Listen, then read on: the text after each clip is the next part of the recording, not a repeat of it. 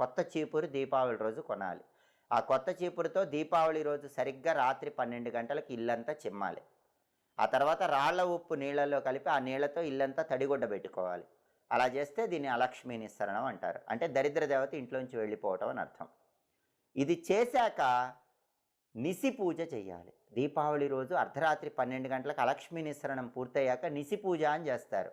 అంటే లక్ష్మీదేవికి అర్ధరాత్రి పూట చేసే పూజ అని అర్థం. ఆ పూజ ఎలా చేయాలంటే మీ ఇంట్లో ధనలక్ష్మీదేవి ఫోటో ఉంటుంది కదా, ఆ ఫోటోకి దీపం పెట్టి అక్కడ 108 రూపాయి బిళ్ళలతో పూజ చేయాలి. ఒక్కొక్క రూపాయి బిళ్ళ పెడుతూ లక్ష్మీ అష్టోత్తరంలో ఉన్న ఒక్కొక్క నామం చదవాలి. లక్ష్మీ అష్టోత్తరం 108 నామాలు చదువుతూ 108 రూపాయి బిళ్ళలతో లక్ష్మీదేవి ఫోటోకి పూజ చేయాలి. ఆ తర్వాత హారతి ఇచ్చి ఏదైనా తీపి పదార్థం నైవేద్యం పెట్టాలి. దీన్ని దీపావళి అర్ధరాత్రి చేసే నిసి పూజ అంటారు. బాగా అద్భుతంగా లక్ష్మీ కటాక్షం కలగటానికి కొంతమంది నిసి హోమం అని కూడా చేస్తారు. అంటే